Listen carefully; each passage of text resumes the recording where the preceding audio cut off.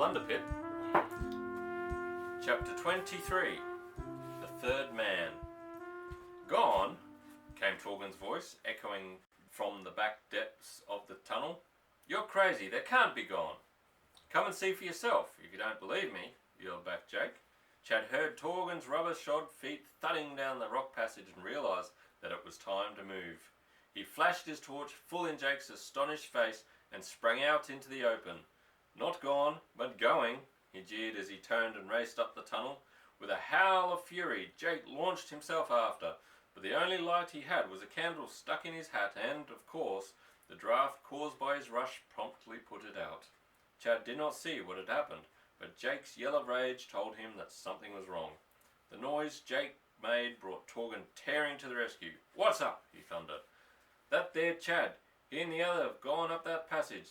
He stopped to give Otter a chance to get away. "And you let him go?"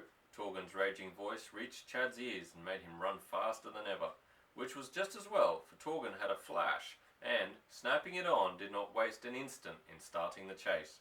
He could run too, and his legs were longer than Chad's. So long as he lives, Chad is not likely to forget that wild race up the rocky corridor. He had never been along it before, for he had not crossed the gap the previous afternoon, and he had not had time to ask Clive about it. He was terrified of coming to a low place and banging his head against the roof. If he were caught, that finished everything.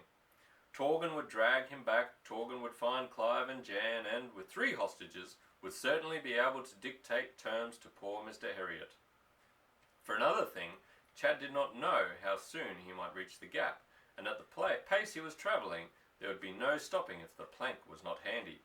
He had to take the chances, for, by the sound, it seemed to him that Torgun was gaining. The man was desperate and would strain every nerve to catch him. Where was that rift? Chad's flesh crawled at the thought of plunging into those black depths. He remembered the length of time that had elapsed before the splash came back, after he had dropped the stone. Suddenly he saw a faint glow ahead, and his heart leapt, for he knew this must be Wanda's light, and that she was keeping faithful watch over the bridge. The light grew stronger. He saw Wanda's slim figure holding up the lantern. Its gleam fell upon the yellow surface of the plank. With one stride he reached the middle, with a second he was across, and, flinging himself down flat on his face, he seized the plank and jerked it back. Torgun must have seen it being dragged away, but he was coming too fast to stop. He made a wild leap. His head struck the low roof with a sickening crash, and he fell flat on his face on the far side, stunned and insensible. "Get back, Wanda," Chad said swiftly, for, by the sound, Jake was coming hard behind. "Stop, you idiot!" he yelled to Jake, but Jake had no idea of stopping.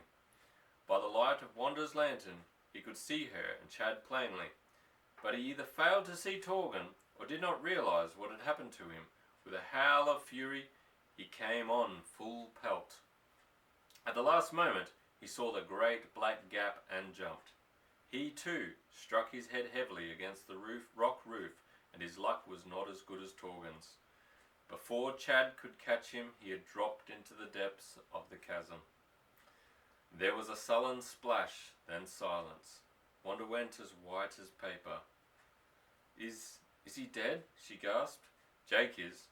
Don't worry, dear. Now we must get Clive and Jan, and the treasure." "Not yet," came a harsh voice.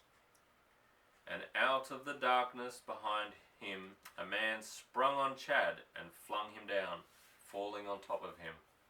The unexpected attack, the force of the fall, almost knocked the senses out of Chad.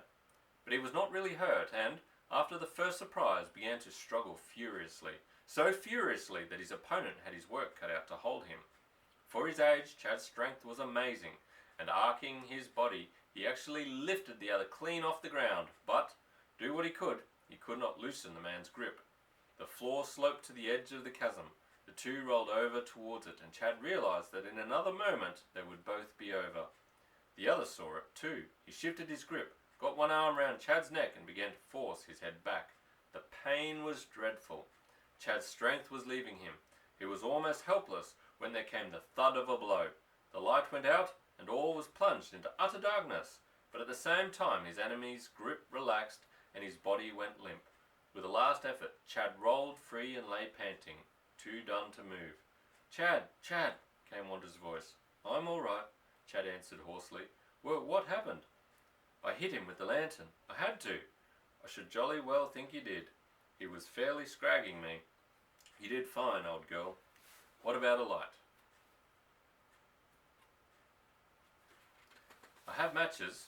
Don't move, Chad. You're dreadfully near the edge. Wanda's hand shook so that she had a job to light a match. The lantern's broken, she said. There are plenty of candles, Chad said cheerily, as, by the light of the match, he got up and drew away from the edge of the gap. And here's our enemy's torch, he said, as he picked it up and switched it on. It flashed at once, and Chad, stooping, turned over the limp body of his latest opponent. A gasp of utter amazement came from his lips. It's Garnet, he said in a tone of flat unbelief. It's the end of chapter 23. Good night.